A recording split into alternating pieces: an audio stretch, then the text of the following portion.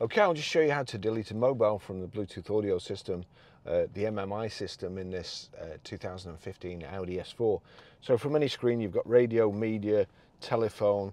If we click on telephone, you'll see there you've got telephone and you've got settings in that corner. Each instruction in the corner corresponds to one of these buttons. So settings there is the bottom right hand side. Click on settings. Make call using, you've got telephone settings, Bluetooth, I want Bluetooth. Select Bluetooth, click Bluetooth. You've then got Bluetooth on. If you're having trouble connecting to Bluetooth or pairing your phone, make sure there's on next to Bluetooth there. Make sure discoverability is on too. You've got Bluetooth audio player. If you can't stream music, if you can't connect, make sure Bluetooth audio player's on. Then you've got find Bluetooth devices, then you've got bonded Bluetooth devices. That's what we want to delete a mobile. So we select bonded Bluetooth devices, and you'll see there again there's my phone and John's phone.